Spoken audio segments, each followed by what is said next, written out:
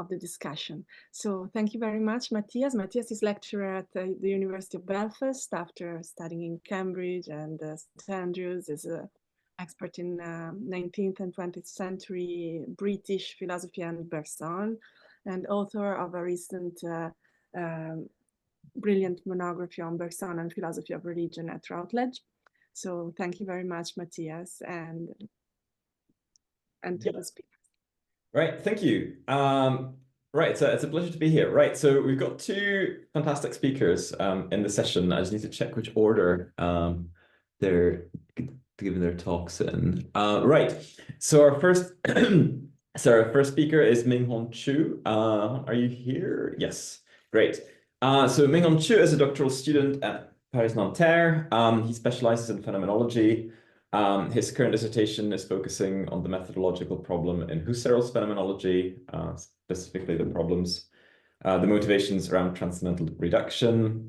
Before that, he wrote a master's thesis at Charles University, where a previous speaker is from, on Fink's phenomenology of dreaming, which has been published in German as Forms of Absorption. And he also has some recent writings related to psychopathology and aesthetics. All right, so the session will be 45 minutes. I'm leaving it up to you how you want to kind of split it between the talk and the Q&A. But yeah, the floor is yours. Yes, can you hear me properly? Yeah, all good. Thank you very much. I'm Hon, and thank you for the introduction by Matyáš. And now let me try to share my screen.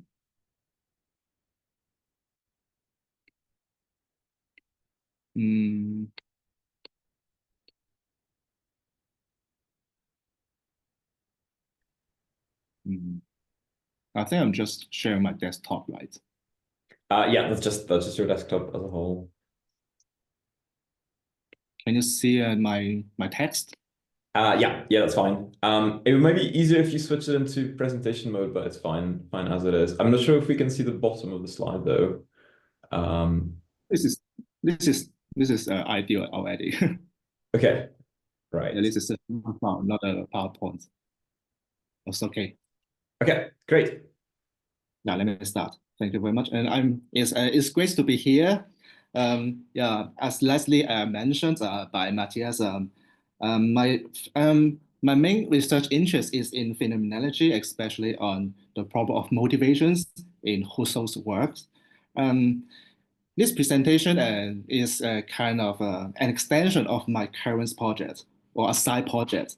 I try to explore how Edith Stein, a disciple and also an assistant of Husserl, has ever reflected on the same theme of motivation, and especially by focusing on a work called the contributions to the philosophical foundations of psychology and human science.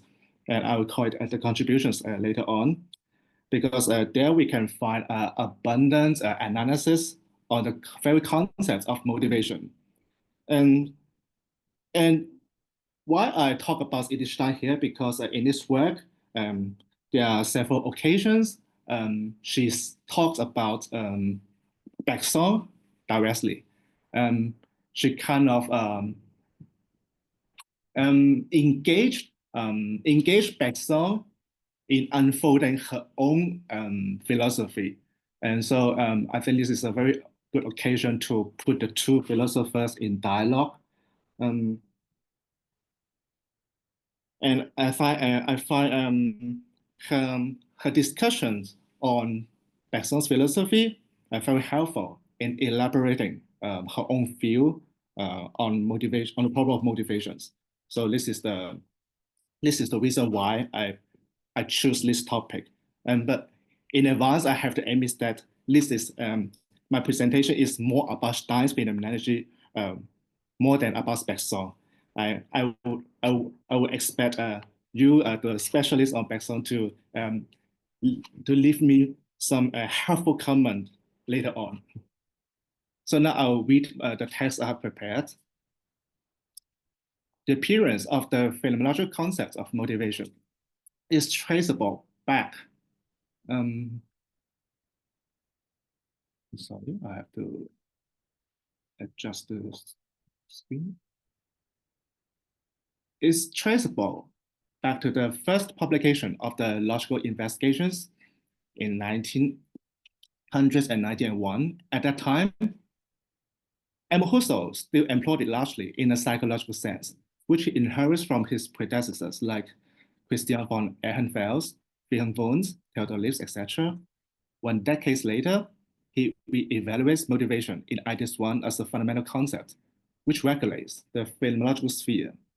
This theme is further elaborated in Ideas 2, where he analyzes motivation as the fundamental lawfulness of the spiritual world. However, just as Husserl admits in Ideas 1, the concept has undergone various alterations and results in unavoidable equivocations. Indeed, after the intermittent drafting of Ideas 2 from 1912 to 1928, the concept appears only sporadically in Husserl's work without any further systematic treatment. For the most part, it remains an operative concept since then. In consequence, Ideas 2 is probably the best place to look for an extensive account of motivation as ever worked out by Husserl. Meanwhile, we should not neglect the key role Edith Stein has played during the preparation of Ideas 2. From 1916 to 1918, Stein was hired as an assistant of Husserl, co-edited his research manuscripts, including the posthumously published Ideas 2. Although she's not the sole in charge of the edition of this work, Ludwig Landgraber was also later engaged. It is mainly thanks to her that the work receives its current shape. On the one hand, similar to the role taken up by Landgraber and Eugen Fink later, Stein participates in Husserl's philosophizing through countless private conversations with the master. On the other hand, due to Husserl's procrastination to review her Edith's drafts, she made most decisions by herself in arranging and even revising the research materials. To fully appreciate the composition of Ideas 2, Stein's contribution is not to be neglected. Around the time she was editing Husserl's Ideas 2, she was also preparing for her own work on the phenomenology of personality, condensed into the contributions to the philosophical foundation of psychology and human science, which she regards as furthering her early research on empathy. As stated in the foreword, the contributions undertake to secure the groundwork for an appropriate differentiation between psychology and human science. She thereby lays out causality and motivation as two basic kinds of lawfulness, ruling psychic individuals and the super-individual realities of the human world, respectively. Given the continuous exchanges with Husserl, as well as the abundant manuscripts at her disposal during the 2 years of editorial assistance, she admits that it is no longer possible to distinguish her own research results from the internal appropriation of the master's thoughts. Preliminarily speaking, we can say that causality and motivation differ by the compatibility with freedom. While the view of causality in general excludes freedom, motivation usually refers to the connection of free acts, especially voluntary acts. Thus said, in the contributions, Stein refines both the concept of causality and that of motivation.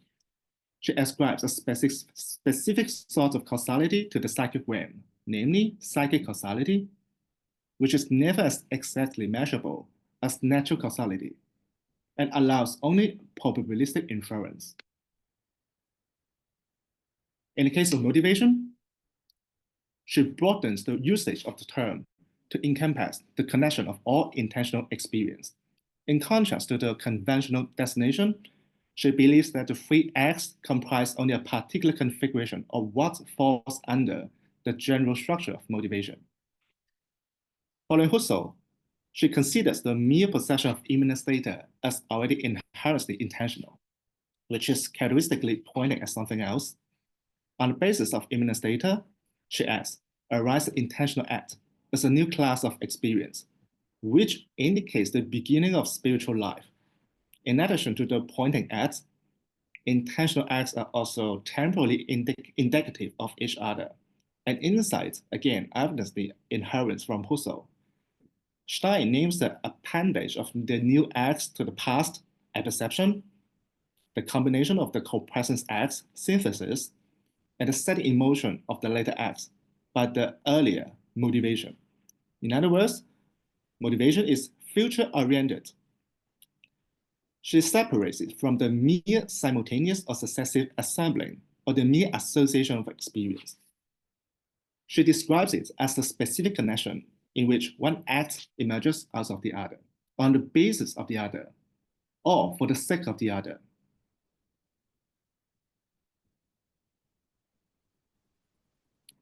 Stein emphasized between causality and motivation, there lies an unbridgeable difference due to the demarcation between the psychic and the spiritual life. While psychic causality is still analogous to natural causality, as suggested by the term, she conceives motivation as radically of another type. It is where we must take free acts into account. Even though the operation of motivation is not confined to them, the exercise of free acts is essential for defining motivation against causality. The role of the ego also comes to the fore in this context. Stein characterized the ego as the pivot of motivation. This does not imply that all motives of experience are generated by the ego. Instead, in a Kantian manner of speaking, the ego must be able to accompany or motivate the experience. The ego is always there, even though it does not always take an active role. Meanwhile, the ego has a much stronger presence in the case of free acts. By exercising free acts, the ego does not only experience something, but also generates this experience, like striking a blow. That is why Stein describes the ego in this case as the boss of its experience. Well, for sure, all free acts are motivated. According to Stein, the motives do not guarantee the accomplishments of the free acts. In other words, motives are not compelling forces. The ego is free to acknowledge or to abstain from any given motive. To use her own example, even if she was well motivated to assure a patient that he'll get well soon, she could still refrain from making that assurance. She asks if a counter motive is needed just in order to refrain from a motive, and she affirms that it must still be up to the ego to make a decision, especially in a struggle of conflicting motives. Therefore, a motive is at best the prerequisite for a voluntary fiat. It needs an extra impulse to actualize itself as a free act. In the contributions, she cites Dietrich von Hildebrandt's distinction between three possible senses of willing, which are helpful for presenting her own analysis. The first one is aspiration, which means simply to want something. It is close to inclination based on natural impulse, without consideration of its feasibility. The second one is resolution, which means the intention to do something based on certain deliberations and decision makings. The third one is the setting in motion, the precise moment which initiates an action. To illustrate her view on motives and free acts, Stein used the example of her intending to tell somebody else something. Even if she has the intent to tell somebody else something, the intent alone is not enough to set her will in motion. She can keep this intent in mind without finding the right moment to take action. There must be a moment when she says now to herself and makes the intended deed happen. This moment is then the fiat which leads to the fusion of a motive. While it is very common for a will to coincide with a resolution, Stein argues that it is not necessarily the case. She uses an example again to illustrate how one can act voluntarily without resolution. Suppose she sees someone going to punch another person. She seizes him immediately by the arm. And she said, the action is produced out of the stance that shouldn't be without any further ado. So she clarifies. In this ethical scenario, there is no hint of resolution, and only a jot can be detected. That said, she further makes a subtle distinction between voluntary acts proper and the sphere of voluntary acts. Again, an example will be helpful in this case. Suppose somebody has offended her and then feels remorse for it, so that she wills to forgive him. Her will to forgive does not emerge out of one stroke. Instead, She first noticed the remorse, and then the remorse demands her to forgive. Then she recognizes these demands, approves it, and accomplishes the act of forgiving. She wants thereby to show that forgiving involves a process of willing instead of a straightforward jot of fiat. Here I would like to quickly mention two interesting concepts without entering the details. These are the concepts of the life force and that of the real force. Stein perceives the life force as a source which powers the manifestations of all psychic states.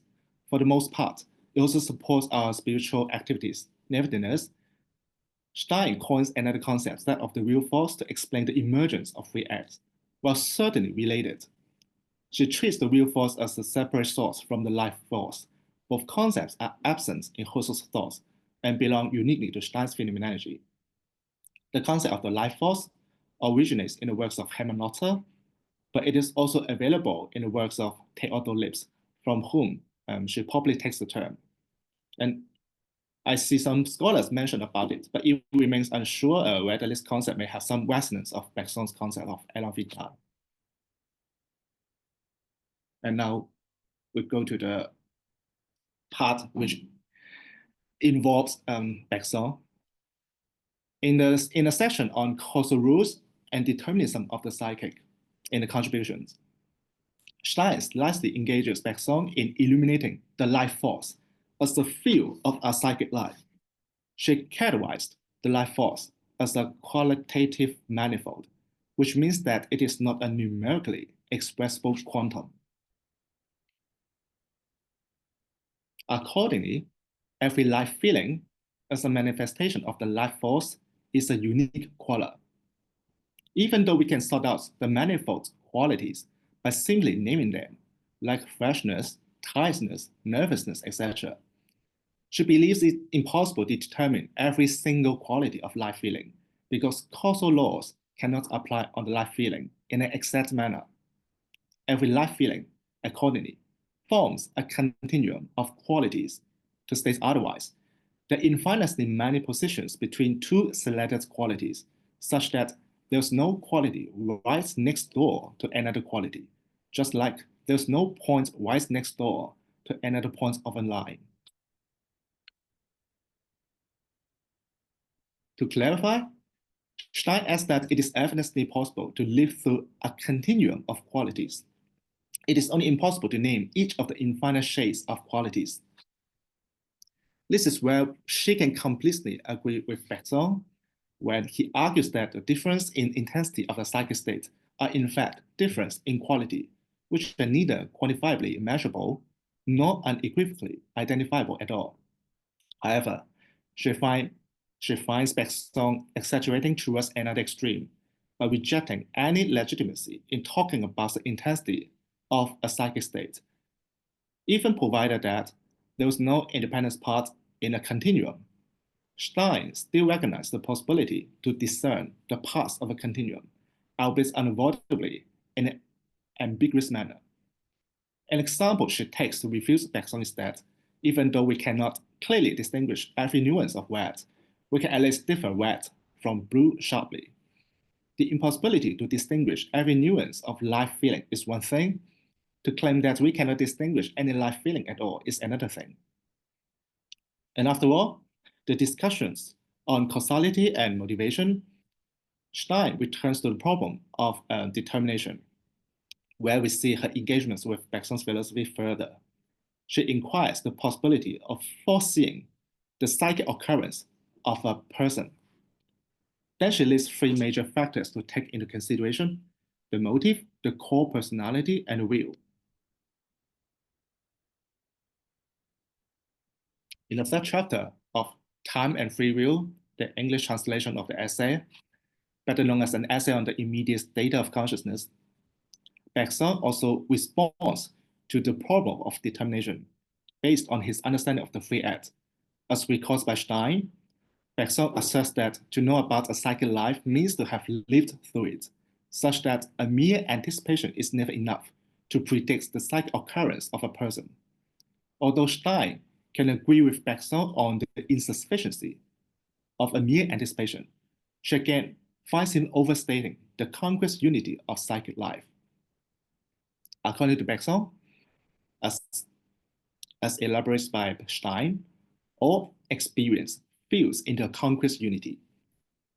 Thus, we cannot single out any motive to explain or foresee an action, since what happens in the present results from the entirety of the past life.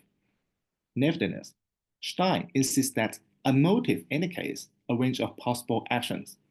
Although the knowledge of motive does not help us to predict which action must arise, she thinks that at least it helps to judge in advance which action can arise. She finds it unacceptable to make the entirety of the past life indiscriminately responsible for an action. In other words, Stein accepts, in a certain respect, the anticipation of psychic occurrence is possible. She makes a sharp contrast with Bergson's view by stressing that no living through is needed to grasp the motives of an experience. She states firmly that, in principle, all of the plausible motives can be encompassed with one mental glance and be surveyed in an instant. As mentioned, any foreseeing of human experience requires the knowledge of the motives as well as that of the core personality of an individual, according to Stein. We also need to take into account the freedom of the will, which leaves room to refute any prediction as a factor in its own right. As Stein reports, Bergson believes that free actions burst out of the depth of the ego, that is, out of the fused unity of the total currents of life. If this is true, it seems that we cannot specify any single motive for a free action. In consequence, the free action is, paradoxically speaking, a necessary occurrence based on the total progression of the psychic life. She agrees partially with Bergson in this regard, and she seeks to revise Bergson's account of the free act. Stein points out that Bergson has only accounted for one type of voluntary action, which rolls out like a ripe fruit from the depths of the ego. In the case he describes, which no doubt exists, the life force required must have already accumulated in a natural manner, and then it launches the action in question, as if it was an unforeseeable event. Stein adds that, besides that type of action Bergson describes, there is yet another type of voluntary action, which we are supposed to be more familiar with, namely, the case in which we act out of conscious motives. Here, the ego is obviously standing at a crossroads before taking any direction. Moreover, even when a voluntary action apparently follows with the natural necessity as Bergson believes, Stein argues that the ego can just as well stop letting it go. In consequence, Stein finds it senseless to believe that the ego coincides with the total stream of life. Bergson's thesis, so suggests, is certainly to be rejected. While the pure ego is an indispensable subject of will, according to Stein, Bergson regards the pure ego as a mere construct of intellect. Stein makes it clear that all past experience belong to the pure ego, but the pure ego does not arise out of the past experience. Even provided that we have fairly known about the past of a psychic life, according to Stein, it is still impossible to predict the behaviors of a person in an exact manner. It is because one can always act out of a free resolution of will. Following Stein, resolutions are always interruptions of the natural course of our psychic life. They in principle transgress our self-knowledge and our calculations. In addition, as Stein recalls, Bergson especially opposed any possible objectification of experience. So she suggests instead to concede that no object persists unchanged, meaning that the same object can very well resurface without staying unchanged. Similar to all the transcendent objects we intend, the imminent contents of our experience, so Stein asks, can also live on and undergo changes, This possibility of objectification is of paramount importance to Husserl's phenomenology, since its methodology requires the intuition of essence based on our lived experience. So now we can briefly summarize Stein's various critiques of Bergson's philosophy in the contributions. Firstly, she affirms the possibility of discerning the qualitative difference of our experience. Secondly, she privileges the pure ego as a substratum of experience and the initiator of free acts. Thirdly, she recognized the objectification of our experiential contents, either transcendence or immanence, as of scientific value. So here come to the last, the ending of my presentation. And we can say that in general, Stein's conception of the psychic causality, as well as that of motivation, context the idea of an exact psychology, the argument against which she has further written an appendix to the contributions. And we can also see that she basically treats Bergson's philosophy as another extreme, which resists the possibility to dissect any components of a psychic life. So I've tried to summarize how she makes use of Bergson's ideas for elaborating her own thoughts. But frankly speaking, I'm not sure how persuasive her arguments against Bergson sound to you, whether she has misinterpreted Bergson's ideas, because I have the impression that Bergson is not that weak in this regard. But based on my current knowledge of Bergson, I cannot judge properly. So I look forward to receiving comments from you. So this is the end of my presentation. Thank you very much.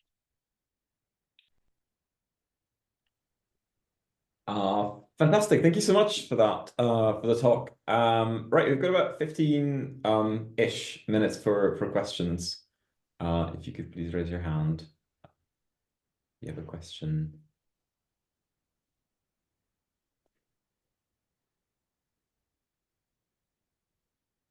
I've got a couple of questions of my own, but let's just leave them until the end.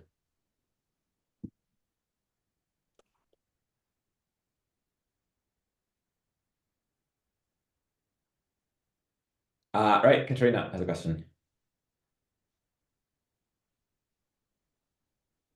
Yes, thank you very much, Ming Hon Chu, for this picture of Edith Stein's Bergsonism.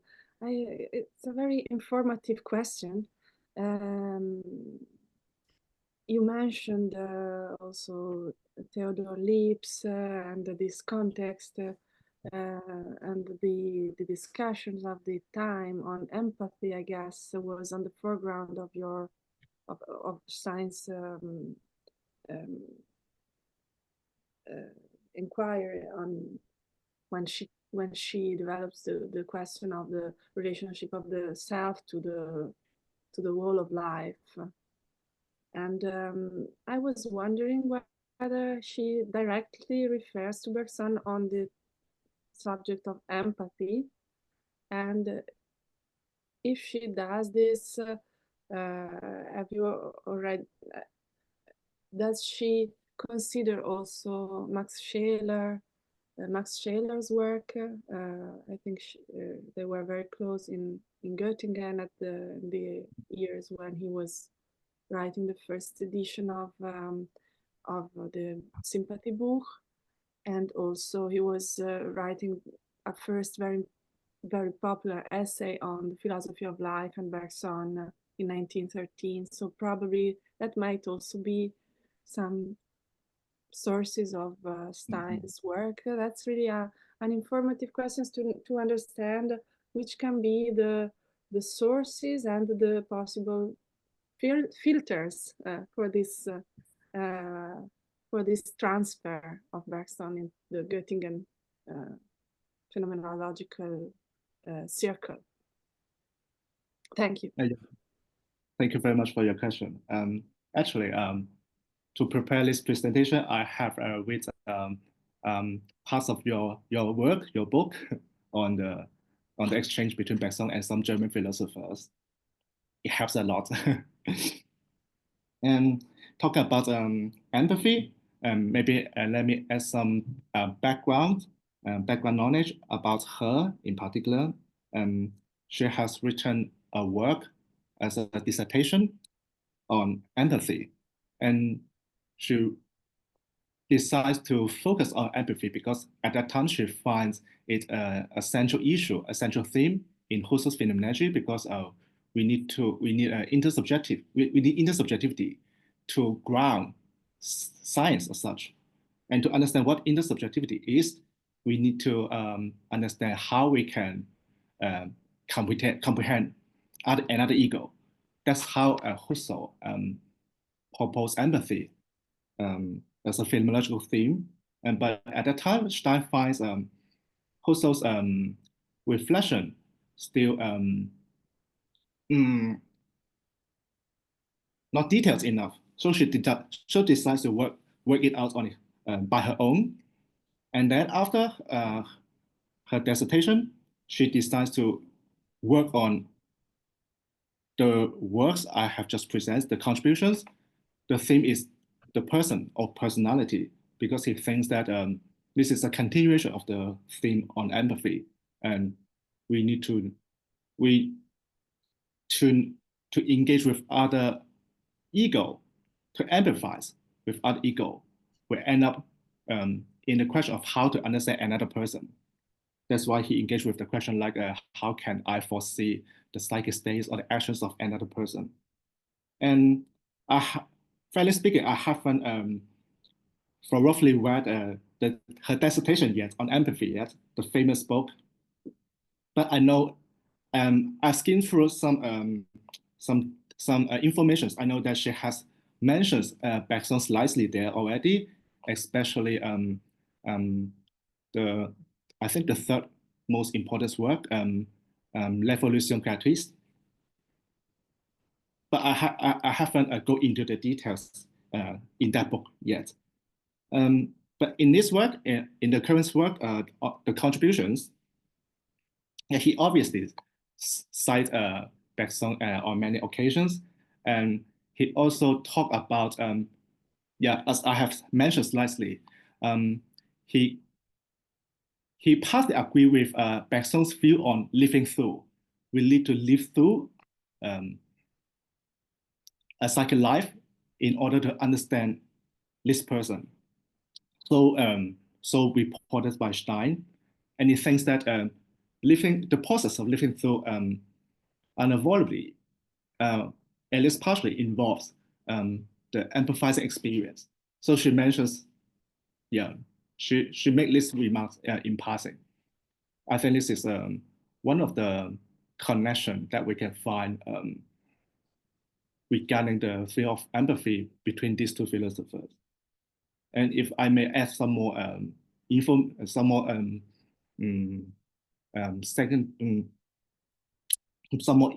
information that can be helpful, is that I think it's possible that Stein get interest into the philosophy of Bergson through her colleagues. One can be Scheller, as worked out in your book, that Scheller is heavily influenced by Bergson. And another possible source is Romain Ingarden, because Ingarden is her close friend, and also he has written his dissertation on Bergson's philosophy. So I see quite some scholars propose that Ingarden can be a proper source which has introduced Bergson's philosophy to Stein. Now, I hope I answers your question. Thank you very much. All right, any other questions from anyone? Yes, please. Right, so I've got a question. So this is maybe kind of asking for a bit of a clarification on something. It's a specific point. So I should also say I know absolutely, like, everything I know about Stein I've just learned from you right now. But there was a point where you talk about how she discusses obviously the problem in Bergson, that there's a sense in which the actions, if they really spring from the depths of the ego, they really look I mean, whatever, necessary, maybe not necessary, but they look kind of inevitable or determined, right? And she seems to, and at one point he said that the ego can step in, and that the freedom of the ego consists of sort of letting it go. I think that's the phrase used, right? So am I right in thinking that the picture painted there is that you know, the actions just kind of like spring from the life force or something, but we still have the ability to kind of stop them from happening. There's a kind of a negative sense of freedom. That freedom doesn't consist in kind of actively, kind of positively making these actions, but in sort of being able to stop the sort of is that am I misinterpreting that, or does that sound about accurate? No, I think it's accurate. Okay. Okay. Right. So in that case, the question is, well, so from what part of the self are we doing this stopping, right? It seems that to get something like this going, you do need to appeal to the sort of the kind of intellectual, you know, what Bergson calls the kind of the parasitic self, the parasitic layer of the self, right? Which, you know, according to him, is spatial and kind of predictable, and it's exactly the source of the problems with determinism and free will, right? So I mean, for example, like if I don't know, say I'm trying to give up smoking or something, and I have sort of my immediate sort of kind of unreflected intuition is sort of to reach for the cigarette, but then I kind of, you know, stop. I kind of like I go up into this kind of the intellectual level of the self, which contains the sort of reasoning behind why I shouldn't be smoking, and kind of reflection on habit, and kind of stop this internal drive, because that seems to be a paradox, right? Because if the intellectual level of the self, because of its connection with space, according to Bergson, is precisely the culprit here, right? So I was wondering if you could say a bit more about that specific difference between them, because as far as I know, Bergson doesn't really have this idea that freedom, in this kind of negative sense of freedom, of kind of being able to kind of withdraw from. Thank you very much for your question. I'm not sure if I've correctly understood you. Talking about freedom, this is also maybe a question that I expect that somebody like you or other specialists can answer to, because I say again that I'm not sure whether Stein has interpreted Bergson correctly or fairly, but at least based on what she has written in the contributions, I have the impression that the divergence between their views, is on the priority between ego, or the pure ego, exactly, and life. It seems that according to Stein, Bergson privilege life as a more basic principle, and from which derive the phenomenon of freedom. That's why Stein thinks that I have the impression that based on her analysis, freedom, according to Bergson, is only a secondary, it's a derivative.